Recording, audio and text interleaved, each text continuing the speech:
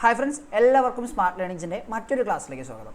ഇന്ന് നമ്മൾ C P ഒയുടെ സ്പെഷ്യൽ ടോപ്പിക്കിൻ്റെ ഭാഗമായിട്ട് വരുന്ന Kerala police act, C P O WCPO special ടോപ്പിക്കിൻ്റെ ഭാഗമായിട്ട് വരുന്ന കേരള പോലീസ് ആക്ടിൻ്റെ അവസാനത്തെ ക്ലാസ്സാണ്. ഇന്നത്തെ ക്ലാസ്സോടുകൂടെ നമുക്ക് കേരള പോലീസ് ആക്ടിൽ അത്യാവശ്യം പഠിക്കേണ്ടുന്ന വസ്തുതകളെല്ലാം പഠിച്ച് കംപ്ലീറ്റ് ആക്കാം. ഈ 3 ക്ലാസ് കണ്ടാൽ മതിയാവും മക്കളെ, നിങ്ങൾക്ക് ഇതിനകത്തു നിന്നുള്ള ആ ഒരു 3 മാർക്കും കറക്റ്റായിട്ട് കിട്ടുന്നതായിരിക്കും. ഓക്കെ, അപ്പോൾ ഒന്നുകൂടെ എല്ലാവരെയും ക്ലാസ്സിലേക്ക് സ്വാഗതം ചെയ്തുകൊണ്ട് നമ്മൾ പോവാണ്. നമ്മളിന്ന് ആദ്യം പഠിക്കുന്ന സെക്ഷനാണ് സെക്ഷൻ 64 കമ്മ്യൂണിറ്റി പോലീസിങ്. അപ്പോൾ കേരള പോലീസ് ആക്ടിൻ്റെ സെക്ഷൻ 64 പറയുന്നത് കമ്മ്യൂണിറ്റി പോലീസിംഗ് ആണ്. അപ്പോൾ എന്താണ് കമ്മ്യൂണിറ്റി പോലീസിംഗ് എന്ന് വിശദമാക്കുന്ന കേരള പോലീസ് ആക്ടിൻ്റെ വകുപ്പ് സെക്ഷൻ 64. കമ്മ്യൂണിറ്റി പോലീസിംഗ് എന്ന് പറഞ്ഞാൽ പോലീസ് ഉദ്യോഗസ്ഥർക്ക് ആ ഒരു നാട്ടിലെ ആ ഒരു പോലീസ് സ്റ്റേഷനുമായിട്ട് ബന്ധപ്പെട്ട് കമ്മ്യൂണിറ്റി സമ്പർക്ക സമിതികൾ വയ്ക്കുക. ജനങ്ങളെ പങ്കെടുപ്പിച്ചുകൊണ്ടുള്ള കമ്മ്യൂണിറ്റി സമ്പർക്ക സമിതികൾ രൂപീകരിച്ച് ജനങ്ങളുടെ പ്രശ്നങ്ങൾ നേരിട്ട് കേൾക്കുക, അല്ലെങ്കിൽ ജനങ്ങൾക്കിടയിലുള്ള പ്രശ്നങ്ങൾ എന്താണെന്ന് മനസ്സിലാക്കി അതിനുവേണ്ട പോലീസ് സേവനങ്ങൾ നൽകുക, പോലീസുകാരുടെ നിർദ്ദേശങ്ങൾ ജനങ്ങളിലേക്ക് എത്തിക്കുക. ആ ഒരു രീതിയിലുള്ള അതാണ് കമ്മ്യൂണിറ്റി സമ്പർക്ക സമിതി ഉദ്ദേശിക്കുക. ഇതിനകത്തുനിന്നൊരു ചോദ്യം വരും. സെക്ഷൻ 64 പ്രകാരം ജില്ലാ പോലീസ് മേധാവിക്ക് പോലീസിൻ്റെ കർത്തവ്യ നിർവഹണത്തിൽ പൊതുവായ സഹായം നൽകാൻ വേണ്ടിയിട്ട് ആ പ്രദേശത്തെ കമ്മ്യൂണിറ്റിയുടെ പ്രതിനിധികൾ എന്ന നിലയിൽ തദ്ദേശവാസികൾ ഉൾപ്പെടുന്ന കമ്മ്യൂണിറ്റി സമ്പർക്ക സമിതികൾ ഓരോ പോലീസ് സ്റ്റേഷൻ അടിസ്ഥാനത്തിലും രൂപീകരിക്കാം. അപ്പോൾ സെക്ഷൻ 64 പ്രകാരം 2 കാര്യങ്ങൾ മനസ്സിലാക്കുക. ഒന്ന്, കമ്മ്യൂണിറ്റി സമ്പർക്ക സമിതികൾ രൂപവൽക്കരിക്കുന്നത് പോലീസ് സ്റ്റേഷൻ അടിസ്ഥാനത്തിലാണ്. 2, അത് രൂപവൽക്കരിക്കുന്നത് ജില്ലാ പോലീസ് മേധാവിയാണ്. അപ്പോൾ കമ്മ്യൂണിറ്റി സമ്പർക്ക സമിതി പോലീസ് സ്റ്റേഷൻ അടിസ്ഥാനത്തിൽ ജില്ലാ പോലീസ് മേധാവിയാണ് രൂപവൽക്കരിക്കുന്നത്. 64 പോകുമ്പോൾ കമ്മ്യൂണിറ്റി സമ്പർക്ക സമിതിയിൽ പോലീസ് സ്റ്റേഷന്റെ അധികാരപരിധിയിലുള്ള ആരൊക്കെ ഉൾപ്പെടും? സമൂഹത്തിലെ എല്ലാ വിഭാഗക്കാരും, സേവന മേഖല, തൊഴിൽ മേഖല, സ്ത്രീകൾ, പട്ടികജാതി പട്ടികവർഗ വിഭാഗക്കാർ തുടങ്ങി എല്ലാ മേഖലയിലുള്ളവർക്കും ന്യായമായ പ്രാതിനിധ്യം ഉണ്ടായിരിക്കണം. സെക്ഷൻ 64(2) പ്രകാരം കമ്മ്യൂണിറ്റി സമ്പർക്ക സമിതിയിൽ സമൂഹത്തിലെ എല്ലാ മേഖലയിലെ ആൾക്കാരിൽ നിന്നും എന്ത് ചെയ്യണം? പങ്കാളിത്തം ഉണ്ടായിരിക്കണം. എന്നാൽ 64(3) പ്രകാരം ആരെയാണ് ഒഴിവാക്കേണ്ടത്? 64(3) പ്രകാരം ആരെയാണ് കമ്മ്യൂണിറ്റി സമ്പർക്ക സമിതിയിൽ നിന്ന് ഒഴിവാക്കേണ്ടത്? ക്രിമിനൽ കോടതി തൊട്ടു മുമ്പുള്ള 5 വർഷക്കാലയളവിൽ തടവിന് ശിക്ഷിച്ചതോ, അല്ലെങ്കിൽ അഴിമതി, സാൻമാർഗിക അധപതനം, പെരുമാറ്റ ദൂഷ്യം എന്നീ കാരണങ്ങളാൽ ഏതെങ്കിലും ഉദ്യോഗത്തിൽ നിന്ന് ഡിസ്മിസ് ചെയ്തതോ നീക്കം ചെയ്തതോ ആയ ആള്, അല്ലെങ്കിൽ നിർബന്ധിതമായി വിരമിക്കൽ നൽകിയ, കയ്യിലിരിപ്പ് കാരണം ജോലി പോയിട്ട്, അല്ലെങ്കിൽ അഴുക്ക സ്വഭാവം, മോശ സ്വഭാവം എന്നൊക്കെ നമ്മൾ പറയത്തില്ല, എന്താ അഴിമതി, സാൻമാർഗിക അധപതനം, പെരുമാറ്റ ദൂഷ്യം കാരണം ജോലിയിൽ നിന്ന് നീക്കം ചെയ്തവരെ, 5 വർഷ കാലയളവിൽ തടവ് ശിക്ഷയ്ക്ക്, ക്രിമിനൽ കുറ്റത്തിന് ശിക്ഷിച്ചവരെ, അവരെ കൊണ്ട് കമ്മ്യൂണിറ്റി സമ്പർക്ക സമിതിയിൽ ചേർക്കാൻ പറ്റുമോ? ഇല്ല, അവരപ്പോൾ ഇല്ല. ഇത് പ്രീവിയസ്ലി ചോദിച്ചു. 64(4) കമ്മ്യൂണിറ്റി സമ്പർക്ക സമിതി ആ പ്രദേശത്ത് എന്തൊക്കെ ചെയ്യണം എന്നോട്ടെ ഇനി അങ്ങോട്ട് പറയാം. 64(4) പ്രകാരം കമ്മ്യൂണിറ്റി സമ്പർക്ക സമിതി ആ പ്രദേശത്ത് നിലവിലുള്ളതും ഉണ്ടായിരിക്കാവുന്നതുമായ പൊതു സ്വഭാവമുള്ള പോലീസ് സേവന ആവശ്യങ്ങൾ പോലീസിൻ്റെ അർഹമായ പരിഗണനയ്ക്കായി കണ്ടെത്തുക. ആ നാട്ടിൽ എന്തൊക്കെ പോലീസ് സേവനങ്ങളാണ് വേണ്ടത് എന്ന് പോലീസിൻ്റെ അർഹമായ പരിഗണനയ്ക്കായിട്ട് കണ്ടെത്തുകയും ആ പ്രദേശത്തിൻ്റെയോ അല്ലെങ്കിൽ അതിൻ്റെ ഏതെങ്കിലും ഭാഗത്തിൻ്റെയോ സുരക്ഷ ഉറപ്പാക്കുന്നതിനായിട്ടുള്ള കർമ്മ പദ്ധതികൾ വികസിപ്പിക്കേണ്ടതുമാണ്. 64(4) പ്രകാരം കമ്മ്യൂണിറ്റി സമ്പർക്ക സമിതി പ്രദേശത്തെ പോലീസ് സേവന ആവശ്യങ്ങൾ കണ്ടെത്തുകയും അതിന് വേണ്ടിയിട്ടുള്ള കർമ്മ പദ്ധതികൾ എന്തൊക്കെയാണെന്ന് കണ്ടാൽ അത് ആവിഷ്കരിച്ച് നടപ്പാക്കേണ്ടതുമാണ്. 64(5) കമ്മ്യൂണിറ്റി സമ്പർക്ക സമിതി സന്ദർഭാനുസരണം യോഗം ചേരേണ്ടത്, അല്ലെങ്കിൽ കമ്മ്യൂണിറ്റി സമ്പർക്ക സമിതി എന്ത് ചെയ്യുക? ആവശ്യാനുസരണം യോഗം ചേരേണ്ടതാ. 64(5) എന്താ പറഞ്ഞേ? കമ്മ്യൂണിറ്റി സമ്പർക്ക സമിതി അതിൻ്റെ ആവശ്യാനുസരണം യോഗം ചേരുക. 64(6) കമ്മ്യൂണിറ്റി സമ്പർക്ക സമിതിയുടെ യോഗങ്ങളിൽ ആ പ്രദേശത്തെ പൊതുജനങ്ങൾക്ക് പങ്കെടുക്കാവുന്നതാണ്. 64(6) പ്രകാരം കമ്മ്യൂണിറ്റി സമ്പർക്ക സമിതിയുടെ യോഗങ്ങളിൽ ആ പ്രദേശത്തെ പൊതുജനങ്ങൾക്ക് എന്ത് ചെയ്യാം? പങ്കെടുക്കാം. 64(7) കമ്മ്യൂണിറ്റി സമ്പർക്ക സമിതി ആ പ്രദേശത്ത് സംഭവിച്ച കുറ്റകൃത്യങ്ങളെക്കുറിച്ചും കുറ്റകൃത്യം നടക്കാനുള്ള സാധ്യതയെക്കുറിച്ചുമുള്ള വിവരങ്ങൾ പോലീസിൻ്റെ ശ്രദ്ധയിൽ കൊണ്ടുവരാൻ ഓരോ പൗരനെയും പ്രോത്സാഹിപ്പിക്കുക. 64(7) എന്താ പറഞ്ഞറിയോ? കമ്മ്യൂണിറ്റി സമ്പർക്ക സമിതിയിലാകുമ്പോൾ നാട്ടുകാരാണ്. ഇപ്പോൾ നമുക്കൊരു പ്രദേശത്തെ നടക്കുന്ന കുറ്റകൃത്യങ്ങളെക്കുറിച്ച് പോലീസ് ഉദ്യോഗസ്ഥരെ കാട്ടിയും ആ നാട്ടിലെ പ്രദേശവാസികൾക്ക് കൂടുതൽ അറിവുണ്ടായിരിക്കും. നിങ്ങളുടെ നാട്ടിൽ ഏത് കടയിലാണ് നിരോധിത പുകയില ഉൽപ്പന്നങ്ങളോ ലഹരി മരുന്നോ കിട്ടുന്നത് നിങ്ങൾക്ക് അറിഞ്ഞൂടെയിരിക്കും. ഏത് കടയിൽ വല്ല എന്താ പറയുക, ഷംപൂ, ചൈനീ, ഗുഡ്ക, പാൻ മസാല അല്ലെങ്കിൽ കൂളിപ്പൊക്കെ കിട്ടും നിങ്ങൾക്ക് അറിഞ്ഞൂടെ? അത് പോലീസുകാരോട് പറഞ്ഞു കൊടുക്കണം, അത്രേ ഉള്ളൂ. കമ്മ്യൂണിറ്റി സമ്പർക്ക സമിതി ആ പ്രദേശത്ത് സംഭവിച്ച കുറ്റകൃത്യങ്ങളെക്കുറിച്ചും ഇനി കുറ്റകൃത്യങ്ങൾ സംഭവിക്കാനുള്ള സാധ്യതയെക്കുറിച്ചുള്ള വിവരങ്ങൾ പോലീസിൻ്റെ ശ്രദ്ധയിൽപ്പെടുത്താൻ ഓരോ പൗരനെയും പ്രോത്സാഹിപ്പിക്കുക. 64(8) കമ്മ്യൂണിറ്റി സമ്പർക്ക സമിതിക്ക് ഒരു പ്രത്യേക ആവശ്യത്തിനോ അല്ല എങ്കിൽ പ്രത്യേക പ്രത്യേക പ്രദേശത്തിനോ വേണ്ടിയിട്ട് ഉപസമിതി രൂപവൽക്കരിക്കുക. എന്തെങ്കിലും ഒരു പ്രത്യേക ആവശ്യത്തിനോ ഒരു പ്രത്യേക പ്രദേശത്തിനോ ആയിട്ട് ഇവർക്ക് എന്ത് ചെയ്യാതെ ഉപസമിതികളും രൂപീകരിക്കാവുന്നതാണ്. ഇനി 64(9) കമ്മ്യൂണിറ്റി സമ്പർക്ക സമിതിക്ക് സുരക്ഷിതത്വബോധം, രക്ഷാബോധം, കുറ്റകൃത്യ നിവാരണം, നിയമസാക്ഷരത. എന്തൊക്കെയാണ്? സുരക്ഷിതത്വബോധം, രക്ഷാബോധം, കുറ്റകൃത്യ നിവാരണം, നിയമസാക്ഷരത. കമ്മ്യൂണിറ്റി സമ്പർക്ക സമിതിക്ക് എന്തൊക്കെ കാര്യങ്ങളാ? സുരക്ഷിതത്വബോധം, രക്ഷാബോധം, കുറ്റകൃത്യ നിവാരണം, നിയമസാക്ഷരത എന്നിവ പ്രോത്സാഹിപ്പിക്കുന്നതിനായിട്ടുള്ള പരിപാടികൾ ആവിഷ്കരിക്കാം. 64(10) കമ്മ്യൂണിറ്റി സമ്പർക്ക സമിതിക്ക് നിയമപ്രകാരമുള്ള പോലീസിൻ്റെ യാതൊരു അധികാരവും ഇല്ലാത്തതും, നിയമപ്രകാരമുള്ള പോലീസിൻ്റേതായിട്ടുള്ള യാതൊരു അധികാരങ്ങളും ആർക്കുണ്ടായിരിക്കുന്നതല്ല, നമ്മുടെ കമ്മ്യൂണിറ്റി സമ്പർക്ക സമിതിക്ക് ഉണ്ടായിരിക്കുന്നതല്ല. അതേപോലെ തന്നെ ക്രമസമാധാന പാലനമോ അതേപോലെ തന്നെ മറ്റു കാര്യങ്ങളോ കുറ്റാന്വേഷണമോ സമിതി നേരിട്ട് ഏറ്റെടുക്കേണ്ട. അതായത് ഇവർക്ക് പോലീസിൻ്റേതായിട്ടുള്ള അധികാരമൊന്നുമില്ല. ഒരു ഉപദേശക എന്താ പറയുക, നാട്ടിലെ എല്ലാവരും കൂടെ ഉൾപ്പെടുന്ന ഒരു സമിതി പോലീസ് സേവന ആവശ്യങ്ങൾ ചർച്ചയിൽപ്പെടുത്തുക, പരിഹരിക്കുക, അത്രേ ഉള്ളൂ ജോലി കേട്ടോ. അപ്പോൾ സെക്ഷൻ 64 നമ്മൾ ശ്രദ്ധിക്കേണ്ട കാര്യം, കമ്മ്യൂണിറ്റി പോലീസിംഗ് അല്ലെങ്കിൽ കമ്മ്യൂണിറ്റി സമ്പർക്ക സമിതികൾ രൂപവൽക്കരിക്കുന്നത് ജില്ലാ പോലീസ് മേധാവി സ്റ്റേഷൻ അടിസ്ഥാനത്തിൽ. ആർക്കൊക്കെ അംഗമാവാം? ആ നാട്ടിലെ എല്ലാ മേഖലയിൽപ്പെട്ട ആൾക്കാർക്കും അംഗമാവാം. ഡിസ്ക്രിമിനേഷൻ പാടില്ല. എന്നാൽ ക്രിമിനൽ കോടതി 5 വർഷ കാലയളവിൽ തടവ് ശിക്ഷയ്ക്ക് വിധിക്കപ്പെട്ടവരോ എന്തെങ്കിലും ഒരു സ്വഭാവ ദൂഷ്യം കാരണം ജോലി എന്ന് പറഞ്ഞുവിട്ടിയോ ആൾക്കാരെ അതിൽ ഉൾപ്പെടുത്തില്ല. പിന്നെ കമ്മ്യൂണിറ്റി സമ്പർക്ക സമിതിക്ക് പോലീസിൻ്റേതായിട്ടുള്ള അധികാരങ്ങളൊന്നും ഉണ്ടായിരിക്കുന്നതുമല്ല. ഇത്രയാണ് നമ്മൾ കമ്മ്യൂണിറ്റി സമ്പർക്ക സമിതിയെക്കുറിച്ച് പഠിക്കുന്നത്. എടാ മക്കളെ, ഒരു കാര്യം ചോദിക്കട്ടെ. അഗ്നിബാധയോ ദുരന്തമോ അല്ലെങ്കിൽ അപകടമോ ഉണ്ടാകുന്ന സമയത്ത് നമ്മൾ പോലീസുകാരും അവിടെ പോയി പ്രവർത്തിക്കേണ്ടടാ? നമുക്കൊരു ആപത്ത് വരുമ്പോൾ, അപകടം വരുമ്പോൾ നമ്മൾ പോലീസിനെ വിളിക്കില്ലേ? ആക്സിഡൻറ്റ് ഉണ്ടാകുമ്പോൾ പോലീസിനെ വിളിക്കില്ലേ? നിങ്ങൾ പറയും ഫയർഫോഴ്സിനല്ലേ വിളിക്കുന്നതെന്നിടോ, തന്നെ സംബന്ധിച്ചു. പക്ഷേ പോലീസുകാർ അവിടെ എത്തേണ്ടതാണ്. ക്രമസമാധാന പാലനം പോലെ ജനങ്ങളുടെ സുരക്ഷ, ദുരന്തം വരുന്ന സമയങ്ങൾ, അതുപോലെ തന്നെ ദുരന്ത നിവാരണ പ്രവർത്തനം, ഇതൊക്കെ പോലീസിൻ്റെ ഉത്തരവാദിത്തമായിട്ട് നമ്മൾ പഠിച്ചിട്ടുള്ള കാര്യമല്ലേ? ഇതെല്ലാം പോലീസിൻ്റെ ഉത്തരവാദിത്തം വരുന്ന കാര്യങ്ങളാണ്. 69(1) അഗ്നിബാധയോ ദുരന്തമോ അപകടമോ ഉണ്ടാവുന്ന സമയത്ത് പോലീസ് അല്ലെങ്കിൽ അവിടെ വരുന്ന ഫയർഫോഴ്സ് സംഘം, അവർ രണ്ടുപേരും ഇല്ലെങ്കിൽ ഒരു മജിസ്ട്രേറ്റും, ഇവരും ഇല്ലെങ്കിൽ ഒരു പബ്ലിക് സർവൻറ്റ്. ആരൊക്കെയാണ്? സെക്ഷൻ 69 പറയുക, അഗ്നിബാധ, ദുരന്തം, അപകടം അല്ലെങ്കിൽ മറ്റു കാര്യങ്ങൾ ഉണ്ടാവുന്ന സമയത്തുള്ള നടപടികൾ എന്തൊക്കെയെന്നാണ്.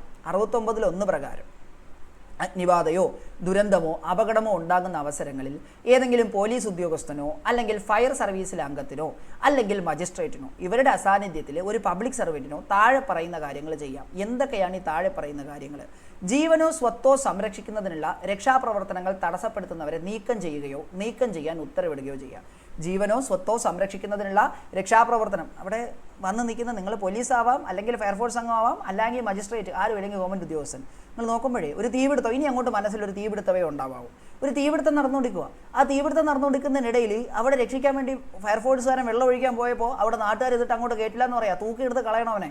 ജീവനോ സ്വത്തോ സംരക്ഷിക്കുന്ന രക്ഷാപ്രവർത്തനങ്ങൾ തടസ്സപ്പെടുത്തുന്നവരെ നീക്കം ചെയ്യുകയോ നീക്കം ചെയ്യാൻ ഉത്തരവിടുകയോ ചെയ്യാം. ഇനി രക്ഷാപ്രവർത്തനങ്ങൾക്ക് ആവശ്യമായ പൊതുവായതോ സ്വകാര്യമായതോ ആയ തെരുവ് അല്ലെങ്കിൽ വഴി അടയ്ക്കുക. അതെന്താ സംഭവം എന്നറിയോ? നഗരത്തിൻ്റെ കേന്ദ്രത്തിൽ തീ പിടിക്കുക. നഗരത്തിൻ്റെ കേന്ദ്ര പ്രദേശത്ത് ഒരു പ്രദേശത്ത് തീ പിടിക്കുന്നത്, അങ്ങോട്ടത്തേക്കുള്ള റോഡുകളൊക്കെ അടയ്ക്കണം.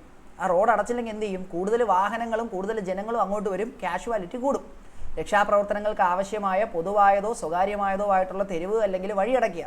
ഇനി ജീവനും സ്വത്തും സംരക്ഷിക്കാനുള്ള രക്ഷാപ്രവർത്തനങ്ങളുടെ ആവശ്യത്തിലേക്കായി അദ്ദേഹത്തിനോ അല്ലെങ്കിൽ അദ്ദേഹത്തിൻ്റെ നിർദ്ദേശത്തിന്മേൽ പ്രവർത്തിക്കുന്നവർക്കോ പൊതുവായതോ സ്വകാര്യമായതോ ആയ ഏത് സ്ഥലത്തും കടക്കുകയും തുറക്കുകയോ പൊളിക്കുകയോ ഹോസ് പൈപ്പോ മറ്റുപകരണങ്ങളോ കടത്തിവിടുകയോ ചെയ്യാം. എടാ, ഇതെന്താ സാധനം മനസ്സിലായോ? തീ അണയ്ക്കാൻ പോകണ്ടേ? തീ അണയ്ക്കാൻ പോകുമ്പോൾ പൈപ്പ് കൊണ്ടുപോകണ്ടേ? പൈപ്പ് കൊണ്ടുപോകുമ്പോഴേ സർക്കാരിൻ്റെ വഴി കൂടെയോ അല്ലെങ്കിൽ തീ പിടിച്ചവൻ്റെ വീട്ടിനകത്തൂടെ മാത്രമേ കൊണ്ടുപോകുന്നുണ്ടോ? അങ്ങനെയൊന്നുമില്ല. എവിടെ കൂടെ വേണോ നമുക്ക് കൊണ്ടുപോകാം, എവിടെ കൂടെ വേണോ വണ്ടി കടത്തിവിടാം, ഏത് മതിൽ വേണോ നമുക്ക് പൊളിക്കാം, എവിടെ കൂടെ വേണോ ഹോസ് പൈപ്പ് കൊണ്ടുപോകാം, ഏത് വീടിൻ്റെ മുകളിൽ വേണോ നമുക്ക് ചവിട്ടി കയറി പോവാം.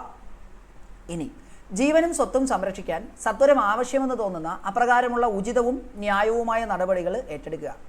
ആ സമയത്ത് എന്താണോ അപ്പോഴാ സിറ്റുവേഷന് ആപ്റ്റായിട്ട് വരുന്ന കാര്യം അത് ചെയ്യാം.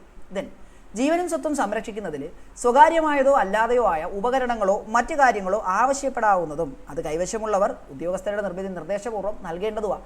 ഇവിടെ എന്താ പറഞ്ഞതെന്ന് മനസ്സിലായോടാ? ഇവിടെ എന്ന് വെച്ചാൽ ഇപ്പം നിങ്ങൾ വെള്ളപ്പൊക്കം ഉണ്ടാകുന്ന സമയത്ത് മത്സ്യത്തൊഴിലാളികളുടെ കയ്യിൽ നിന്ന് ഫൈബർ ബോട്ടും മറ്റു കാര്യങ്ങളൊക്കെ ആവശ്യപ്പെട്ടിരുന്നു. സ്വകാര്യമായ ഉപകരണം ആവശ്യപ്പെടാം. ഇനി ഉരുൾപൊട്ടലൊക്കെ ഉണ്ടാകുന്ന സമയത്തും വെള്ളപ്പൊക്കം ഉണ്ടാകുന്ന സമയത്തും ഒക്കെ അവിടെ ഉണ്ടായ മറ്റൊരു കാര്യമാണ് ഈ മോഡിഫൈ ചെയ്ത 4 വീൽ ഡ്രൈവ് ചെയ്യാൻ പറ്റുന്ന ജീപ്പുകളും മറ്റു കാര്യങ്ങളൊക്കെ റൈഡേഴ്സ് അതിൻ്റെ ക്ലബ്ബൊക്കെ ഉണ്ടല്ലോ, അവരോടൊക്കെ ആവശ്യപ്പെട്ടിരുന്നു. അതാ പറഞ്ഞേ, ഇത്തരം ആവശ്യമുള്ള കാര്യങ്ങൾ ആ ഒരു സിറ്റുവേഷനിൽ എന്താണോ ആവശ്യം അത് ആവശ്യപ്പെടാം. ഓക്കെ, അപ്പോൾ കെട്ടിടത്തിൽ പൊളിക്കാം, ഹോസ് പൈപ്പ് കൊണ്ടുപോകാം, ആരെങ്കിലും തടസ്സം നിന്നാൽ പിടിച്ച് മാറ്റാം. അപ്പോൾ എന്താണോ നടപടികൾ വേണ്ടത് അത് നമുക്ക് സ്വീകരിക്കാം. അതുപോലെ തന്നെ പൊതുവായതോ സ്വകാര്യമായതോ ആയിട്ടുള്ളൊരു വഴി നമുക്ക് അടക്കുകയും ചെയ്യാം. ഇനി അങ്ങനെ 62 പറയുന്നൊരു കാര്യമുണ്ട്. ഈ 1-ാം ഉപവകുപ്പിൽ നൽകിയിട്ടുള്ള നിർദ്ദേശങ്ങൾ മൂലം സംഭവിച്ച ഏതൊരു നാശനഷ്ടത്തിനും അഗ്നിബാധയോ ദുരന്തം അല്ലെങ്കിൽ അപകടം എന്നിവയ്ക്കായുള്ള ഇൻഷുറൻസ് പോളിസിയുടെ ഇൻഷുറൻസ് സംരക്ഷണത്തിന് അർഹമായ നാശനഷ്ടമായി കരുതപ്പെടേണ്ടതാണ്. നാശനഷ്ടം സംഭവിച്ച സ്ഥലത്തിൻ്റെ ഉടമ അത്തരത്തിലുള്ള ഇൻഷുറൻസ് എടുത്തില്ല എങ്കിൽ ജില്ലാ മജിസ്ട്രേറ്റ് തിട്ടപ്പെടുത്തിയേക്കാവുന്ന നഷ്ടപരിഹാരമായി ഒരു തുക സംസ്ഥാന സർക്കാരിന് കക്ഷി ചെയ്ത് കൊടുക്കാം. ഇതെന്താ സാധനം മനസ്സിലായോ? നിങ്ങളാണ് ഒരു പോലീസ് ഉദ്യോഗസ്ഥരെന്ന് വിചാരിക്കുക. നിങ്ങൾ തീപിടുത്തം അണയ്ക്കാനുള്ള നിർദ്ദേശത്തിൻ്റെ ഭാഗമായിട്ട് തൊട്ടടുത്തുള്ളൊരു കെട്ടിടം പൊളിക്കാൻ പറയുമോ, അല്ലെങ്കിൽ അതിൻ്റെ മതിൽ പൊളിക്കാൻ പറയുമോ, അല്ലെങ്കിൽ ആ വീട് ചവിട്ടി പൊളിച്ച് പൂർണ്ണമായിട്ടും തകർക്കപ്പെട്ടു. ഇത് തീ പിടിച്ചപ്പോൾ പറ്റിയതല്ല, രക്ഷാപ്രവർത്തനത്തിൻ്റെ ഭാഗമായിട്ട് പറ്റിയതാണ്. അങ്ങനെ പറ്റിയതായിരുന്നാൽ പോലും അതിന് ഇൻഷുറൻസ് ചെയ്തിട്ടുള്ളതാണെങ്കിൽ ഇൻഷുറൻസ് കിട്ടും. അതായത് ഇൻഷുറൻസ് ചെയ്തിട്ടുള്ള നമ്മൾ തല്ലിപ്പൊട്ടിച്ച് കളഞ്ഞാൽ ഇൻഷുറൻസ് കിട്ടത്തില്ല. പക്ഷേ ഇവിടെ എന്താ, രക്ഷാപ്രവർത്തനത്തിന് വേണ്ടി ചെയ്തതുകൊണ്ട് അത് ഇൻഷുറൻസ് കാരണം സംഭവിച്ചേക്കാവുന്ന നാശനഷ്ടമായി പരിഗണിക്കും. അങ്ങനെ ഇൻഷുറൻസ് കിട്ടും. ഇനി ഇൻഷുർ ചെയ്തിട്ടില്ലാത്തതാണെങ്കിലോ ജില്ലാ മജിസ്ട്രേറ്റ് ഒരു തുക തിട്ടപ്പെടുത്തും. ആ തുക സംസ്ഥാന സർക്കാർ കക്ഷികൾക്ക് നഷ്ടപരിഹാരമായിട്ട് കൊടുക്കും, രക്ഷാപ്രവർത്തനത്തിനിടയിൽ സംഭവിച്ച നാശനഷ്ടങ്ങൾക്ക്. 69(3). ഇനി ഈ വക ഏതെങ്കിലും പോലീസ് ഉദ്യോഗസ്ഥനോ ഫയർ സർവീസിലെ അംഗമോ മജിസ്ട്രേറ്റോ പബ്ലിക് സർവൻറ്റോ ന്യായമായ കാരണങ്ങളില്ലാതെയാണ് നഷ്ടം വരുത്തിയതെങ്കിൽ അതിൻ്റെ ബാധ്യത ഒന്നും ഒഴിവാക്കില്ല. മനസ്സിലായോ? 69(1) പറഞ്ഞു ആവശ്യമായ നിർദ്ദേശങ്ങൾ കൊടുക്കാം. 69(2) പ്രകാരം അങ്ങനെ നിർദ്ദേശം കാരണം എന്തെങ്കിലും നാശനഷ്ടം വന്നാൽ സർക്കാർ കാശ് കൊടുത്തോളും, അല്ലെങ്കിൽ ഇൻഷുറൻസ് കിട്ടും. 69(3) എന്താ പറയുന്നറിയോ? അത് ന്യായമായ കാരണമായിരിക്കണം, അല്ലാതെ അപ്പുറത്തെ വീട്ടിലെ മതിൽ കണ്ടിട്ട് ശത്രുത വന്നിട്ട് പൊളിക്കാൻ പറഞ്ഞതായിരിക്കരുത്. അല്ലെങ്കിൽ അപ്പോൾ അവിടെ അത് പൊളിക്കേണ്ട ആവശ്യമേ ഉണ്ടായിരുന്നില്ല. അങ്ങനെയെങ്കിൽ ആ ഉത്തരവിട്ട ഉദ്യോഗസ്ഥൻ കയ്യിൽ നിന്ന് കാശ് കൊടുക്കണം. അതാണ് 69(3) പറഞ്ഞത്. അപ്പോൾ 69 അഗ്നിബാധയോ ദുരന്തമോ അപകടമോ അല്ലെങ്കിൽ ആ ഒരു സമയത്തുള്ള പോലീസിൻ്റെ ഇടപെടല. മക്കളെ, ഈ പറയുന്ന സെക്ഷനുകളിൽ എന്തെങ്കിലും സംശയം ഉണ്ടെങ്കിൽ ഈ വീഡിയോയുടെ കമൻറ്റ് ബോക്സിൽ നിങ്ങൾ രേഖപ്പെടുത്തി പോവുക. അതിനെപ്പറ്റി ഡീറ്റെയിൽ ആയിട്ടുള്ള വീഡിയോ നമുക്ക് പിന്നീട് ചെയ്യാവുന്നതാണ് കേട്ടോ. ഓക്കെ. സെക്ഷൻ 77 ശബ്ദം മൂലമുണ്ടാകുന്ന ശല്യം നിയന്ത്രിക്കുന്നതുമായി ബന്ധപ്പെട്ട വകുപ്പ്. സെക്ഷൻ 77 ശബ്ദം മൂലമുണ്ടാകുന്ന ശല്യം നിയന്ത്രിക്കുന്നതുമായി ബന്ധപ്പെട്ട വകുപ്പാണ് ഏത്? സെക്ഷൻ 77. കേരള പോലീസ് ആക്ടിൻ്റെ സെക്ഷൻ 77 എന്താ പറയുന്നത്? ശബ്ദം മൂലമുണ്ടാകുന്ന ശല്യം നിയന്ത്രിക്കുന്നതുമായിട്ട് ബന്ധപ്പെട്ടാണ് 77 പറയടേ. നമ്മുടെ ഈ മൈക്ക് ഓർഡർ അങ്ങനത്തെ കുറേ കാര്യങ്ങൾ നിങ്ങൾ കേട്ടിട്ടുണ്ടാവും. ഇവിടെ എന്താ പറയണത് നോക്കാം. 77(1) ജില്ലാ പോലീസ് മേധാവിക്ക് ഒരു പ്രദേശത്ത് വസിക്കുന്ന പൊതുജനത്തിനോ ആളിനോ, നിങ്ങളിപ്പോൾ 77 സെക്ഷൻ 77 ഓർമ്മിക്കാൻ ഒരു വഴി പറയാം. ഇപ്പോൾ ഇന്ത്യൻ ക്രിക്കറ്റ് കളിക്കാരൻ മഹേന്ദ്ര സിംഗ് ധോണിയുടെ ജേഴ്സി നമ്പർ 7 ആണല്ലേ, 7 തല ഫോർ എ റീസൺ എന്നൊക്കെ പറയാറില്ലേ. അപ്പോൾ ഈ ധോണി IPL ബാറ്റിങ്ങിനൊക്കെ ഇറങ്ങുന്ന സമയത്ത് അവിടെ ഒരുപാട് ശബ്ദവും ആരവവും ഉണ്ടാവും. അതപ്പോൾ ഇങ്ങനെ എത്രയോ ഡെസിബലിൽ കൂടുതൽ കരഘോഷം മുഴങ്ങി നിൽക്കും, അല്ലെങ്കിൽ സൗണ്ട് നിൽക്കും. അതുപോലെ അപ്പോൾ സെക്ഷൻ 77 ശബ്ദം മൂലം ഉണ്ടാവുന്ന ശല്യം. ഓക്കെ, ആലോചിക്കുക. 77 തല ഫോർ എ റീസൺ ഓർമ്മിച്ചോളുക. അപ്പോൾ ശബ്ദം മൂലം ഉണ്ടാകുന്ന ശല്യം. സെക്ഷൻ 77(1) ജില്ലാ പോലീസ് മേധാവിക്ക് ഒരു പ്രദേശത്ത് വസിക്കുന്ന പൊതുജനത്തിനോ ആളിനോ ശല്യം, ഉപദ്രവം, അരോചകത്വം, ഹാനി അല്ലെങ്കിൽ അപകട സാധ്യത എന്നിവ തടയേണ്ടത് ആവശ്യമെന്ന് ബോധ്യപ്പെടുന്നുവെങ്കിൽ താഴെ പറയുന്നവ നിരോധിക്കുന്നതിനും ക്രമീകരിക്കുന്നതിനും വേണ്ടി പ്രത്യേകമായോ പൊതുവായതോ ആയ നിർദ്ദേശങ്ങൾ പുറപ്പെടുവിക്കാം. അപ്പം എന്തൊക്കെയാണ് ഈ ശബ്ദം മൂലം ഉണ്ടാകുന്ന ശല്യവും നമുക്കറിയണ്ടേ? വായ്പാട്ട്, ഉപകരണ സംഗീതം, പ്രസംഗം. അതായത് പാടുന്നതാവാം, ഉപകരണ സംഗീതമാവാം, പ്രസംഗമാവാം. ഞാനിപ്പോൾ ക്ലാസ് എടുക്കുന്നത്, ഞാൻ ഷൂട്ട് ചെയ്യുന്ന സ്റ്റുഡിയോയ്ക്ക് പുറത്തിരിക്കുന്ന ആൾക്കാർക്ക് ഇത് കേൾക്കുന്ന ശല്യമാണെങ്കിലും that can be also private place ആണെങ്കിൽ പോലും. ശബ്ദമുണ്ടാക്കുകയോ പുറപ്പെടുവിക്കുകയോ വർദ്ധിപ്പിക്കുകയോ ചെയ്യാൻ കഴിയുന്ന ഏതെങ്കിലും ഉപകരണം, സ്പീക്കർ. അടുത്ത് ശബ്ദമോ ഒച്ചയോ ഉണ്ടാക്കുന്ന അല്ലെങ്കിൽ അതിന് കാരണമാകുന്ന ഏതെങ്കിലും കച്ചവടമോ തൊഴിലോ പ്രവർത്തനമോ. നിങ്ങൾ ആലോചിച്ച് നോക്കി. രാവിലെ ഒരു 10 മണിയാകുമ്പോൾ ഒരു സ്കൂളിൻ്റെ ഫ്രണ്ടിൽ ഒരു പെട്ടി ഓട്ടോറിക്ഷ കൊണ്ടിട്ടിട്ട് ബാക്കിൽ നിന്ന് ചെറിയ ഉള്ളി 2.5 കിലോ 100, ചെറിയ ഉള്ളി 2.5 കിലോ 100 എന്ന് ഉറച്ച് വിളിച്ച് പറഞ്ഞാൽ ആ സ്കൂളിലുള്ള പിള്ളേർക്ക് ക്ലാസ് എടുക്കാൻ പറ്റുമോ? അവർ നേരെ സ്റ്റേഷനിൽ വിളിച്ച് പറയും. ഇതേ സംഭവം തന്നെ. മേൽപ്പറഞ്ഞ സംഗതികൾ ഏതെങ്കിലും തെരുവിലോ തുറസായ സ്ഥലത്തോ അല്ലെങ്കിൽ മറ്റേതെങ്കിലും കെട്ടിടത്തിലോ വെച്ച് നടന്നവയാണെങ്കിൽ അയാൾക്ക് ഒരു പൊതുവായ ജില്ലാ പോലീസ് മേധാവിക്ക് സെക്ഷൻ 77(1) പ്രകാരം പൊതുവായ ഒരു ഉത്തരവിലൂടെ അല്ലെങ്കിൽ പ്രത്യേകമായിട്ടുള്ള എന്താ പറയുക ഒരു നിർദ്ദേശത്തിലൂടെ എന്ത് ചെയ്യാം, അത് അവസാനിപ്പിക്കാം. ഇനി ഇപ്പോൾ 77(2) പ്രകാരം ഇതേ ജില്ലാ പോലീസ് മേധാവിക്ക് തന്നെ ഈ ഉത്തരവ് തിരുത്താനും അവകാശമുണ്ട്. ഇപ്പോൾ 77(2) പ്രകാരം ഇതേ ജില്ലാ പോലീസ് മേധാവിക്ക് എന്തിനുള്ള അവകാശം ഉണ്ടടാ? ഈ ഉത്തരവ് തിരുത്താനുള്ള അവകാശവുമുണ്ട്. 77(2) പ്രകാരം ജില്ലാ പോലീസ് മേധാവിക്ക് ഇതേ ഉത്തരവ് തിരുത്താനുള്ള അവകാശമുണ്ട്. ഈ തിരുത്താനുള്ള അവകാശം, ഈ സംഭവം എന്താ അവിടെ ഉദ്ദേശിക്കണമെന്ന് വെച്ചാൽ, പാവം തോന്നി, ആ കച്ചവടത്തിന് ജീവിക്കാൻ വേണ്ടി ചെയ്തുകൊണ്ടിരുന്നതായിരുന്നു, ആശാൻ്റെ സൗണ്ട് അറിയാതെ കൂടിപ്പോയതാ, അല്ലെങ്കിൽ നാട്ടുകാർ വെറുതെ കംപ്ലയിൻറ്റ് ചെയ്ത്. അതുകൊണ്ട് എന്ത് ചെയ്യാം, സ്വന്തം ഉത്തരവിനെ ആ ഗന്ധിയാടെ ഒന്നുകിൽ റദ്ദാക്കാം അല്ലെങ്കിൽ രൂപഭേദപ്പെടുത്താം. സെക്ഷൻ 77(2). അപ്പോൾ ഇതുവരെ പറഞ്ഞ കാര്യങ്ങൾ നിങ്ങൾ ശ്രദ്ധിച്ചോളാം. ഇനി നമ്മൾ അടുത്ത് പഠിക്കാൻ പോകുന്നത് section 98 special police officer. Section 98 special police officer. Police സേനയിലെ ആവശ്യത്തിന് ഉദ്യോഗസ്ഥരില്ലാതെ വരുന്നൊരു സിറ്റുവേഷൻ, അല്ലെങ്കിൽ പണിയെടുക്കുക ആവശ്യത്തിന് ആളെ കിട്ടാതെ വരുന്നൊരു പോയിന്റ് ഉണ്ട്, അടിയന്തര സാഹചര്യം, അപ്പോഴത്തേക്ക് മാത്രം മതി, പിന്നീട് വേണ്ട. അപ്പം നിങ്ങൾ പറയും പണിയെടുക്കുക ആളില്ലെങ്കിൽ ഞങ്ങൾ ജോലി ലിസ്റ്റിൽ നിന്ന് കാത്തുപോയിട്ട് ഞങ്ങൾക്ക് ജോലി തരൂ എന്ന് നമ്മൾ ചോദിക്കേണ്ടി വരും അല്ലേ. അവിടെ മനസ്സിലാക്കുക, ഒരു പ്രത്യേക സാഹചര്യം, അപ്പോൾ കൂടുതൽ ആളുകൾ വേണം. ഇലക്ഷൻ ആവാം, ലോക്ക്ഡൗൺ സന്ദർഭങ്ങളാവാം, അത്യാവശ്യമായിട്ടുള്ള ക്രമസമാധാന പാലനം, അങ്ങനെ അത്തരം സാഹചര്യങ്ങളിൽ താൽക്കാലികമായിട്ട് കുറച്ച് ഉദ്യോഗസ്ഥരെ നിയമിക്കാം, അല്ലെങ്കിൽ കുറച്ച് വ്യക്തികളെ നിയമിക്കാം. അതാ special police officer section 98. Community policing Kerala police ആക്ടിൻ്റെ section 64 special police officer section 98. 98 പ്രകാരം ജില്ലാ പോലീസ് മേധാവിക്ക് സർക്കാർ ഉത്തരവുകൾക്ക് വിധേയമായിട്ട് രേഖാമൂലമുള്ള ഉത്തരവുകളിലൂടെ സൽസ്വഭാവിയും ആരോഗ്യവാനും സന്നദ്ധനുമായ, എന്തൊക്കെയാണ് സൽസ്വഭാവിയും ആരോഗ്യവാനും സന്നദ്ധനുമായ 18 വയസ്സിനും 60 വയസ്സിനും ഇടയ്ക്ക് പ്രായമുള്ള, സൽസ്വഭാവിയും ആരോഗ്യവാനും സന്നദ്ധനുമായ 18 വയസ്സിനും 60 വയസ്സിനും ഇടയ്ക്ക് പ്രായമുള്ള സ്പെഷ്യൽ പോലീസ് ഓഫീസർ ആകാൻ യോഗ്യതയുള്ള വ്യക്തിയെ ക്രമസമാധാന പാലനത്തിന് പോലീസിനെ സഹായിക്കുന്നതിന് താൽക്കാലികമായി നിയമിക്കാം. പ്രായപരിധി 18നും 60നും, സൽസ്വഭാവിയായിരിക്കണം, ആരോഗ്യവാനായിരിക്കണം. സർക്കാർ ഉത്തരവുകളിലൂടെ എന്ത് ചെയ്യാം? ക്രമസമാധാന പരിപാലനത്തിന് താൽക്കാലികമായി നിയമിക്കാം. ഇനി ഇവരുടെ ക്രൈറ്റീരിയ നോക്കടാ. 98(2) പ്രകാരം അപ്രകാരം നിയമിക്കപ്പെടുന്ന ഓരോ ഉദ്യോഗസ്ഥനും സർക്കാർ അംഗീകരിച്ച ഒരു സർട്ടിഫിക്കറ്റ് ലഭിക്കും. പിന്നെ ആ സമയത്ത് ഒരു സാധാരണ പോലീസുകാരനുള്ളതുപോലെ അധികാരങ്ങളും പരിരക്ഷയും ഉണ്ടായിരിക്കും. ഭരണപരവും അച്ചടക്കത്തെ സംബന്ധിക്കുന്നതുമായിട്ടുള്ള നിയന്ത്രണങ്ങളും ഉണ്ടായിരിക്കും. സർക്കാർ പുറപ്പെടുവിക്കുന്ന ഉത്തരവ് പ്രകാരം ഒരു നിശ്ചിത തുക ഉണ്ടായിരിക്കും, അത് വേതനമായിട്ട് ലഭിക്കുന്നതുമാണ്. ഇലക്ഷൻ സമയത്ത് സ്പെഷ്യൽ പോലീസ് ഓഫീസറായിട്ട് പോയിട്ടുള്ള ആൾക്കാരൊക്കെ ഈ കൂട്ടത്തിൽ ക്ലാസ് കാണുന്നുണ്ടാവും. 98(3) സ്പെഷ്യൽ പോലീസ് ഉദ്യോഗസ്ഥനായി ഒരാളെ നിയമിക്കുന്നു എന്നുള്ളത് അയാളെ സർക്കാർ ജോലിയിൽ സ്ഥിരമായോ താൽക്കാലികമോ എടുത്തതായി കണക്കാക്കാൻ പാടില്ലാത്തതും ഭാവിയിൽ പോലീസ് സേനയിൽ തിരഞ്ഞെടുക്കുന്നതിനൊരു പ്രത്യേക പരിഗണന ഉണ്ടായിരിക്കുന്നതും അല്ല. അപ്പോൾ 98(3) പ്രകാരം ഈ ഓപ്പറേഷൻ ജാവ സിനിമയിൽ പറയുന്ന കുറച്ച് കാര്യങ്ങളുണ്ട്, ഇതുമായിട്ട് ബന്ധപ്പെട്ടതാണ്. 98(3) പ്രകാരം സ്പെഷ്യൽ പോലീസ് ഉദ്യോഗസ്ഥനായി ഒരാളെ നിയമിക്കുന്നു എന്നുള്ളത് അയാളെ സർക്കാർ ജോലിയിൽ സ്ഥിരമായോ താൽക്കാലികമായോ എടുത്തതായി കണക്കാക്കുവാൻ പാടില്ല. ഭാവിയിൽ പോലീസ് സേനയിൽ തിരഞ്ഞെടുക്കുന്നതിന് ഈ ഒരു കാരണം കൊണ്ടൊരു പ്രത്യേക പരിഗണന ഉണ്ടായിരിക്കുന്നതും അല്ല. ഇനി 98(4) ക്രമസമാധാന പാലനത്തിന് വളരെയധികം ആളുകളെ അടിയന്തരമായി ആവശ്യമുള്ള പ്രത്യേക പരിതസ്ഥിതിയിൽ സർക്കാർ ഉത്തരവിൻ്റെ അടിസ്ഥാനത്തിൽ സ്പെഷ്യൽ പോലീസ് ഉദ്യോഗസ്ഥരെ നിയമിക്കാം. ക്രമസമാധാന പാലനത്തിന് വളരെയധികം ആളുകളെ അടിയന്തരമായിട്ട് ആവശ്യമുള്ള പ്രത്യേക പരിതസ്ഥിതിയിൽ സർക്കാർ ഉത്തരവിൻ്റെ അടിസ്ഥാനത്തിൽ എന്ത് ചെയ്യാതെ പ്രത്യേക പോലീസ് ഉദ്യോഗസ്ഥരെ നിയമിക്കാം. ഇനി 98(5) പ്രകാരം 98(5) പ്രകാരം സ്പെഷ്യൽ പോലീസ് ഉദ്യോഗസ്ഥർ വിമുക്ത ഭടന്മാരോ വിരമിച്ച പോലീസ് ഉദ്യോഗസ്ഥരോ NSS, NCC, SPC എന്നിവയിൽ പ്രവൃത്തി പരിചയമുള്ളവരോ അല്ലെങ്കിൽ സർക്കാർ കാലാകാലങ്ങളിൽ നിശ്ചയിക്കപ്പെടുന്ന സമാന വിഭാഗങ്ങളിൽ പെടുന്നവരോ ആയിരിക്കണം. അപ്പോൾ ആരെയാ റിക്രൂട്ട് ചെയ്യുന്നതെന്നാണ് പറഞ്ഞാൽ മേ ബി വിരമിച്ച ഉദ്യോഗസ്ഥരായിരിക്കാം, NSS, NCC, SPCയിൽ പ്രവർത്തിച്ചിട്ടുള്ള ആൾക്കാരായിരിക്കാം. 98(6) സ്പെഷ്യൽ പോലീസ് ഉദ്യോഗസ്ഥരുടെ സേവനം ഏത് സമയത്തും മുന്നറിയിപ്പില്ലാതെയും പ്രത്യേകിച്ച് കാരണങ്ങൾ കാണിക്കാതെയും നഷ്ടപരിഹാരം നൽകാതെയും ജില്ലാ പോലീസ് മേധാവിക്ക് അവസാനിപ്പിക്കാം. അപ്പോൾ 98(6) പ്രകാരം സ്പെഷ്യൽ പോലീസ് ഓഫീസറുടെ സേവനം ജില്ലാ പോലീസ് മേധാവിക്ക് പ്രത്യേകിച്ച് കാരണങ്ങളൊന്നും കൂടാതെ എന്ത് ചെയ്യാതെ ഏത് സമയത്തും അവസാനിപ്പിക്കാം. പ്രത്യേകിച്ച് കാരണങ്ങളൊന്നും കൂടാതെ ഏത് സമയത്തും അവസാനിപ്പിക്കാം. ഒരു നഷ്ടപരിഹാരവും നൽകത്തില്ല, കാരണവും പറയത്തില്ല. നമ്മുടെ ഓപ്പറേഷൻ ജാവ സിനിമയുടെ അവസാനമൊക്കെ കണ്ട് അത് മനസ്സിലാവും. അതിലത് വളരെ വൈകാരികമായിട്ട് ആ സീനൊക്കെ അവതരിപ്പിച്ച് പോകുന്നുണ്ട്. 98(7) സംഭവം ഡ്യൂട്ടിക്ക് എടുക്കുമെങ്കിലും ഈ പോലീസ് ഉദ്യോഗസ്ഥർക്ക് ആയുധങ്ങൾ നൽകാനോ കേസുകളോ പരാതികളോ എന്നിവയുടെ അന്വേഷണത്തിൽ അവരെ ചുമതലപ്പെടുത്താനോ പാടില്ല. അപ്പോൾ ആവശ്യത്തിന് വേണ്ടി ഇവരെ സെലക്ട് ചെയ്തെടുക്കുമെങ്കിൽ പോലും ഇവർക്ക് എന്തൊന്നും കൊടുക്കാൻ പാടില്ലടേ, ആയുധങ്ങൾ നൽകാൻ പാടില്ല. പിന്നെ അതുപോലെ തന്നെ കേസുകളുടെയോ അല്ലെങ്കിൽ പരാതികളുടെയോ അന്വേഷണത്തിലായിട്ട് ഇവരെ എന്ത് ചെയ്യാൻ പാടില്ല, ചുമതലപ്പെടുത്താനോ അല്ലെങ്കിൽ അവയുമായിട്ട് ബന്ധപ്പെട്ടുള്ള മറ്റ് നടപടികൾ ചെയ്യുവാനോ ഒന്നും ഇവരെ ഉൾപ്പെടുത്താനോ ഒന്നും എന്ത് ചെയ്യില്ല, പാടില്ല എന്നുള്ള കാര്യം കൂടെ ആലോചിക്കുക. സെക്ഷൻ 98(7). ഇനി നമ്മൾ നോക്കുന്നത് കേരള പോലീസ് ആക്ട് പ്രകാരമുള്ള ചില കുറ്റവും ശിക്ഷകളുമാണ്. സെക്ഷൻ 117 പ്രകാരം പോലീസിന്റെ ചുമതലകളിൽ ഇടപെടുന്നവർക്ക് ശിക്ഷ ലഭിക്കും.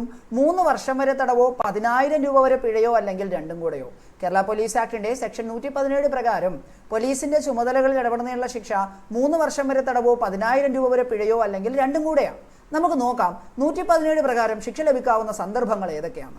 പോലീസ് സേനയിലെ ഏതൊരംഗത്തെയും അയാളുടെ സേവനങ്ങളെ തടയുന്നതിന് അച്ചടക്ക ലംഘനം നടത്തുന്നതിന് പ്രേരിപ്പിക്കുക, അല്ലെങ്കിൽ ഒന്നാമത്തെ സിറ്റുവേഷൻ എന്ന് പറഞ്ഞാൽ ഒരു പോലീസ് ഉദ്യോഗസ്ഥനെ അയാളുടെ സേവനങ്ങൾ തടയുന്നതിനോ അല്ലെങ്കിൽ അച്ചടക്ക ലംഘനം നടത്തുന്നതിന് പ്രേരിപ്പിക്കുക, കൈക്കൂലി ഓഫർ ചെയ്യുക, ഡേ നീ അത് ചെയ്യണ്ട, നമുക്ക് കാണേണ്ട രീതിയിൽ കാണാമെന്നൊക്കെ പറയാം. അടുത്ത് പോലീസിൻ്റെതായിട്ടുള്ള ഏതെങ്കിലും ചുമതലയോ അധികാരമോ നിയമവിരുദ്ധമായി സ്വയം ഏറ്റെടുക്കുക. പോലീസിൻ്റെതായ ഏതെങ്കിലും ചുമതലയോ അധികാരമോ നിയമവിരുദ്ധമായിട്ട് സ്വയം ഏറ്റെടുക്കുക. ദെൻ നിർദോഷമായ വിനോദ ആവശ്യങ്ങൾക്ക് ഒഴികെ പോലീസ് ഉദ്യോഗസ്ഥനായി ആൾമാറാട്ടം. നമ്മുടെ CID മൂസ സിനിമയിലെ ഓർമ്മയില്ലേ, അയാൾ എസ്ഐ ടെസ്റ്റിന് പോകുന്ന സമയത്ത് എന്ത് ചെയ്യുന്നു, യൂണിഫോം ജസ്റ്റ് ട്രയലിട്ട് നോക്കുന്നു. ആ യൂണിഫോം ഇട്ട് നോക്കുന്ന സമയത്ത് ഒരു കള്ളൻ നായികയുടെ പേഴ്സ് മോഷ്ടിച്ചോടുന്നു. നായികൻ്റെ പേഴ്സ് മോഷ്ടിച്ചോടിയ കള്ളനെ പിടിക്കാനായിട്ട് പുറകെ ഓടുന്നു. പോലീസ് യൂണിഫോമില്ല, പോലീസിൻ്റെതായ ഏതെങ്കിലും ചുമതലയോ അധികാരമോ നിയമവിരുദ്ധമായി ഏറ്റെടുത്തു, അനാവശ്യമായിട്ട് അല്ലെങ്കിൽ വിനോദ ആവശ്യത്തിന് വേണ്ടിയിട്ടല്ലാതെ പോലീസ് യൂണിഫോം ഉപയോഗിച്ചു. സെക്ഷൻ 117 പ്രകാരം 2 കാര്യങ്ങൾ അവിടെ വരും. ദെൻ ഒരു അന്വേഷണത്തിലോ യഥാവിധിയായ പോലീസിൻ്റെ കൃത്യനിർവഹണത്തിലോ സാരവത്തായ വിവരങ്ങളിൽ പോലീസ് അന്വേഷണത്തെ വഴി തെറ്റിക്കുക എന്ന ഉദ്ദേശത്തോടെ തെറ്റായ സ്റ്റേറ്റ്മെൻറ്റ് മനഃപൂർവ്വം പോലീസ് ഉദ്യോഗസ്ഥൻ നൽകുക. അതായത് ഒരു കുറ്റവാളിയെ കണ്ടോ എന്ന ചോദ്യത്തിന് ഞാൻ കണ്ടു, അവൻ തെക്കോട്ട് ഓടിപ്പോയി എന്ന് പറയുക, അവൻ പോയത് വടക്കോട്ടായിരിക്കും. അടുത്ത് ഒരു പോലീസ് ഉദ്യോഗസ്ഥനെ ഏതെങ്കിലും കൃത്യനിർവഹണത്തിൽ നിന്ന് തടയണമെന്ന പ്രത്യക്ഷമായ ഉദ്ദേശത്തോടുകൂടെ ഭീഷണിപ്പെടുത്തുകയോ തടയുകയോ കയ്യേറ്റം ചെയ്യുകയോ ചെയ്യുന്ന സന്ദർഭം.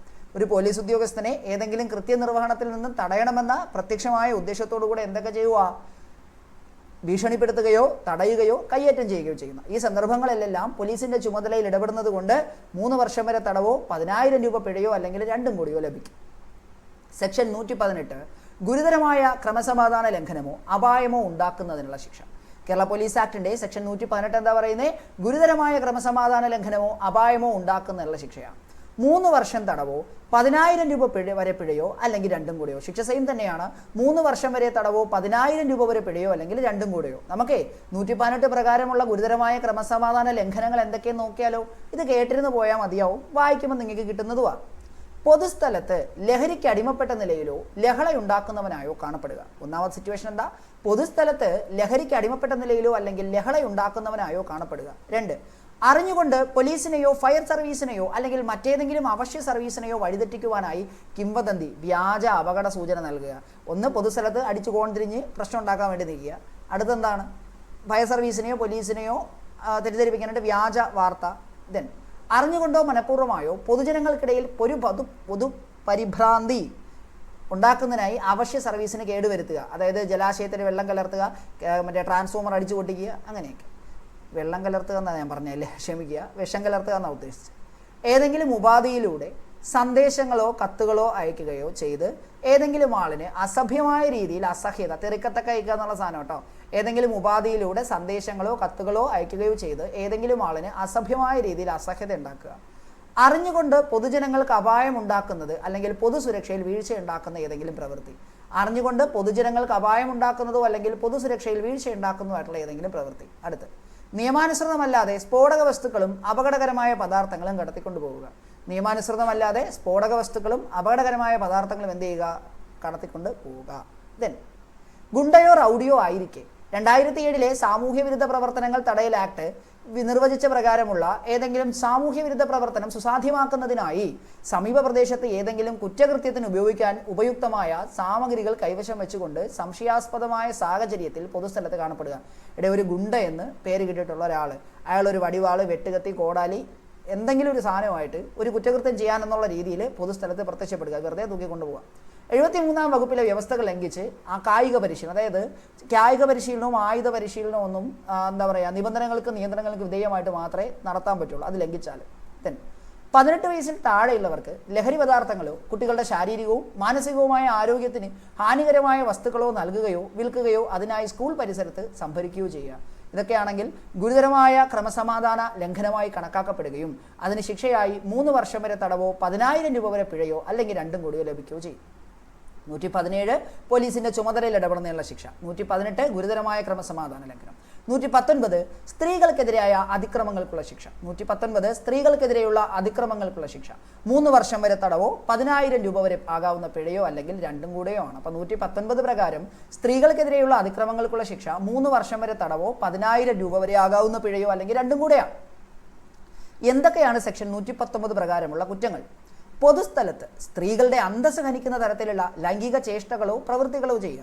ഏതൊരു സ്ഥലത്ത് വെച്ചും സ്ത്രീകളുടെ ന്യായമായ സ്വകാര്യതയ്ക്ക് ഭംഗം വരുത്തുന്ന രീതിയിൽ ഫോട്ടോയോ വീഡിയോയോ എടുക്കുക. ഇതൊക്കെ എന്താണ്, നമ്മുടെ 319 പ്രകാരം സ്ത്രീകൾക്കെതിരെയുള്ള അതിക്രമങ്ങളായിട്ട് കണക്കാക്കപ്പെടും. ശിക്ഷ എന്താണെന്ന് മനസ്സിലായി. ഇനിയുടെ ഒരു കാര്യം കൂടെ പഠിക്കുക.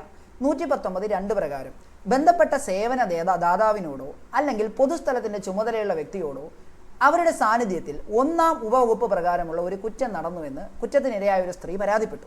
അവരാ തത്സമയം കുറ്റം തടയുവാനോ അല്ലെങ്കിൽ കുറ്റകൃത്യത്തെക്കുറിച്ചുള്ള ബന്ധപ്പെട്ട അധികാരികളെ അറിയിക്കുവാനോ ന്യായമായ നടപടി സ്വീകരിക്കുന്നതിൽ വീഴ്ച വരുത്തിയാൽ 1000 രൂപ വരെ പിഴ ഈടാക്കും. കാര്യം മനസ്സിലായോ? ഒരു സ്ത്രീയെ ബസ്സിൽ വെച്ച് ഒരു വ്യക്തി കയറി പിടിച്ചു എന്ന് വിചാരിക്കുക.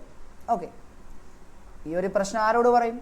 ആ ബസ്സിൻ്റെ കണ്ടക്ടറോട് പറയും. കണ്ടക്ടർ പറയും, ആ ബസ്സാകുമ്പോൾ ദിക്കും തിരക്കാകുമ്പോൾ തട്ടയും മുട്ടയൊക്കെ ചെയ്യും, അങ്ങോട്ട് അടങ്ങിയിരിക്കുക വെച്ചെന്ന് പറഞ്ഞു. കണ്ടക്ടർക്കെതിരെ 1000 രൂപ വരെ പിഴ ചുമത്താവുന്നതാണ്. എടാ, ഞാൻ കുറച്ച് അല്ലെങ്കിൽ മൊറാലിറ്റി ബ്രേക്ക് ചെയ്യുന്ന രീതിയിലാണ് ഇവിടെയൊക്കെ പറഞ്ഞത്. കാര്യം മനസ്സിലാക്കാൻ നമ്മളിലേക്ക് കൂടുതൽ കണക്ട് ചെയ്യാൻ വേണ്ടിയിട്ട് കേട്ടോ. സെക്ഷൻ 119(2) ഒരു സ്ത്രീ അക്രമത്തിന് ഇരയാവുന്ന സമയത്ത് എന്ത് ചെയ്താലും ആ സ്ഥലത്തിന് ചുമതലയുള്ള ആൾ അത് മൈൻഡ് ചെയ്തില്ല, അയാളോട് അറിയിച്ചപ്പോൾ അയാൾ മേൽ നടപടി സ്വീകരിക്കുകയോ ഇടപെടുകയോ ചെയ്തില്ല, അങ്ങനെയെങ്കിൽ ആളുടെ പേരിൽ 1000 രൂപ പിഴ ചുമത്താവുന്നതാണ്. അടുത്ത് നമ്മൾ പഠിക്കുന്നു കേരള പോലീസ് ആക്ടിലെ നമുക്ക് പഠിക്കാനുള്ള ഏറ്റവും അവസാനത്തെ സെക്ഷൻ 120 ശല്യമുണ്ടാക്കൽ, ക്രമസമാധാന ലംഘനം എന്നിവയ്ക്കായുള്ള ശിക്ഷ. ശല്യമുണ്ടാക്കൽ, ക്രമസമാധാന ലംഘനം എന്നിവയ്ക്കുള്ള ശിക്ഷ 1 വർഷം വരെ തടവോ 500 രൂപ വരെ പിഴയോ അല്ലെങ്കിൽ രണ്ടും കൂടെയോ. ഞാൻ 500 എന്നാണ് പറഞ്ഞത്, ക്ഷമിക്കുക. 1 വർഷം വരെ തടവോ 5000 രൂപ വരെ പിഴയോ അല്ലെങ്കിൽ രണ്ടും കൂടെയോ. അപ്പോൾ 120 ശല്യമുണ്ടാക്കൽ, ക്രമസമാധാന ലംഘനം എന്നിവയ്ക്കുള്ള ശിക്ഷയാണ്. 1 വർഷം വരെ തടവോ 5000 രൂപ വരെ പിഴയോ അല്ലെങ്കിൽ രണ്ടും കൂടെയോ ആണ്. എടാ, ഇത് നമ്മളൊക്കെ ജീവിതത്തിൽ ഒരിക്കലെങ്കിലും ചെയ്തിരിക്കാനോ അല്ലെങ്കിൽ നമ്മൾ പോലും അറിയാതെ ചെയ്തിട്ടുള്ള കാര്യങ്ങളായിരിക്കും പലതും. നമുക്ക് നോക്കാം എന്തൊക്കെയാണ് കേട്ടോ. 120 ശല്യം ഉണ്ടാക്കൽ, ക്രമസമാധാന ലംഘനം. 120 പ്രകാരമുള്ള ക്രമസമാധാന ലംഘനങ്ങൾ: 1.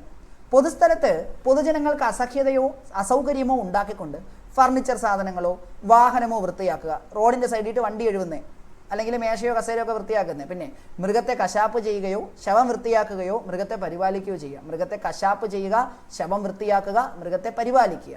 ഇത് ഓർത്തു നോക്കുക. അടുത്ത്, പൊതുജനത്തിന് തടസ്സമോ അസൗകര്യമോ അപായമോ ഉണ്ടാക്കുന്ന രീതിയിൽ ഏതെങ്കിലും വാഹനത്തെയോ ഗതാഗത ഉപാധിയെയോ നിലകൊള്ളാൻ കാരണമാവുക. അതായത് ഒരു വണ്ടി റോഡ് സൈഡിൽ കൊണ്ട് റോങ് ആയിട്ട് പാർക്ക് ചെയ്തു എന്ന് ചെയ്തിട്ടില്ലേ? ട്രാഫിക് ചിഹ്നത്തെയോ സൈൻ ബോർഡിനെയോ ദൃശ്യമാകാത്ത തരത്തിലും വായിക്കാൻ പറ്റാത്ത തരത്തിലും വലിയ ഫ്ലക്സ് ബോർഡുകൾ വയ്ക്കുക, അല്ലെങ്കിൽ വികൃതമാക്കുകയോ മായ്ക്കുകയോ ചെയ്യുക. ദെൻ, ഉടമസ്ഥൻ്റെയോ സൂക്ഷിപ്പുകാരൻ്റെയോ അനുവാദമില്ലാതെ ഭിത്തികൾ, കെട്ടിടങ്ങൾ അല്ലെങ്കിൽ മറ്റ് നിർമ്മിതികൾ എന്നിവ വികൃതമാക്കുക. റോഡിൽ ചുവരെഴുത്ത്, പോസ്റ്റർ ഒട്ടിപ്പ് കാര്യങ്ങളെല്ലാം വരും.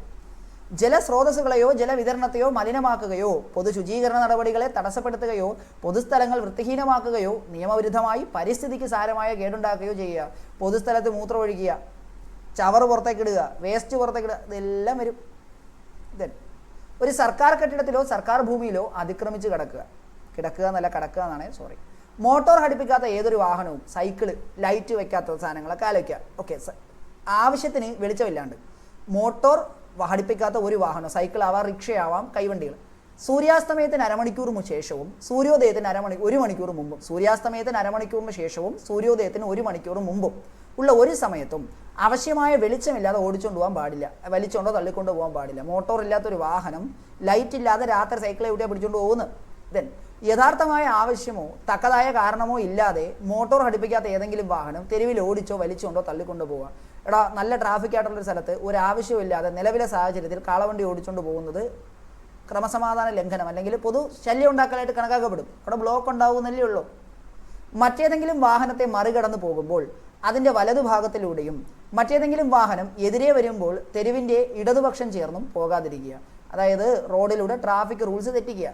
ദെൻ, മറ്റേതെങ്കിലും വാഹനത്തെ മറികടന്ന് പോകുമ്പോൾ അതിൻ്റെ വലതുഭാഗത്തൂടെയും മറ്റേതെങ്കിലും വാഹനം എതിരെ വരുമ്പോൾ തെരുവിൻ്റെ ഇടതുപക്ഷം ചേർന്നും പോകാതിരിക്കുക. ദെൻ, വണ്ടി ഓടിക്കുന്ന കാര്യമോ പറഞ്ഞത്, ഏതെങ്കിലും മൃഗത്തെയോ വാഹനത്തെയോ ഓടിക്കുന്നതിലും നോക്കി നടത്തുന്നതിലോ ശ്രദ്ധിക്കുന്ന അല്ലെങ്കിൽ സംഭവിച്ച ഏതെങ്കിലും ഉദാസീനത മൂലം, തെറ്റായ ഉപയോഗം മൂലമോ എന്തെങ്കിലും പരിക്കോ കേടുപാടോ ഉണ്ടായാൽ. ദെൻ, പൊതുസ്ഥലത്ത് മറ്റുള്ളവർക്ക് ശല്യം ഉണ്ടാക്കുന്ന വിധം ബോധപൂർവ്വം മലമൂത്ര വിസർജനം. നിങ്ങളുടെ വീട്ടിലെ പട്ടി അല്ലെങ്കിൽ നിങ്ങളുടെ വാഹനം ഓടിക്കുന്നതിൽ നിങ്ങൾക്ക് എന്തെങ്കിലും അപാകത സംഭവിച്ച അപകടം ഉണ്ടായാൽ പ്രശ്നമാകുന്ന പറഞ്ഞത്. ദെൻ, തൻ്റെ കരുതലിലോ നിയന്ത്രണത്തിലോ ഉള്ളതും അരുമയായി വളർത്തുന്നതുമായ മൃഗങ്ങളെ തക്കതായി ശ്രദ്ധിക്കാതിരിക്കുകയും അതിനെ നേരെ നോക്കാതിരുന്നാലും പ്രശ്നമാണ്.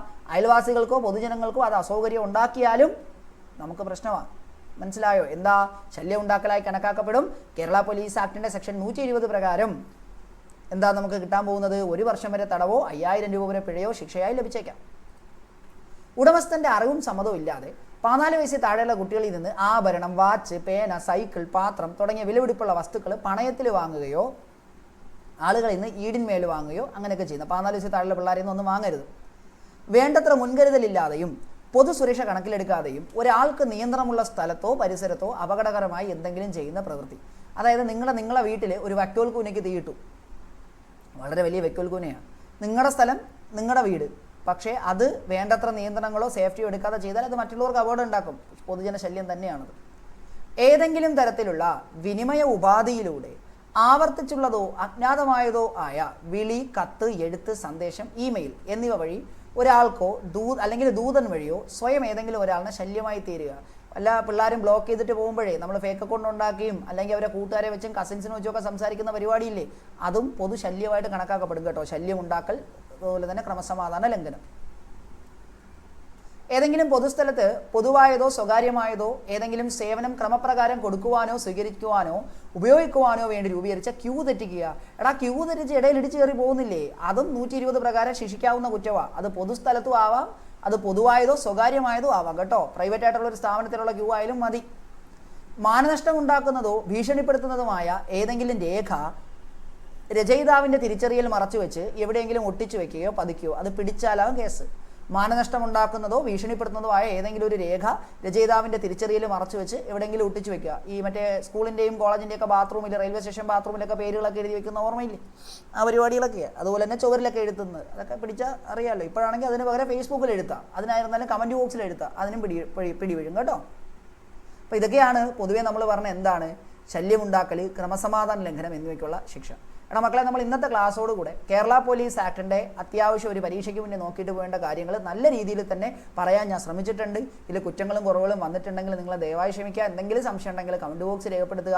നമ്മുടെ ചാനലിൽ തുടർന്ന് വീഡിയോസ് വന്നിട്ടുണ്ടാവും, അല്ലെങ്കിൽ വന്നുകൊണ്ടേയിരിക്കും. നിങ്ങളത് കാണാനും വേണ്ടിയിട്ട് നിങ്ങൾ ശ്രമിക്കുക. നല്ലതാണെങ്കിൽ നിങ്ങൾ കാണാൻ ശ്രമിക്കുക. നിങ്ങൾക്ക് ഇതുകൊണ്ടൊരു മാർക്ക് കിട്ടുന്നുവെന്നുണ്ടെങ്കിൽ നിങ്ങളുടെ കൂട്ടുകാർക്കോ അല്ലെങ്കിൽ പഠിക്കുന്ന മറ്റു ഉദ്യോഗാർത്ഥികൾക്കോ ഒന്ന് ഷെയർ ചെയ്യാനും കൂടെ ശ്രദ്ധിക്കുക. അപ്പോൾ എൻ്റെ പേര് ആരോമൽ. മറ്റൊരു ക്ലാസ്സിൽ വീണ്ടും കാണാം. Thank you all.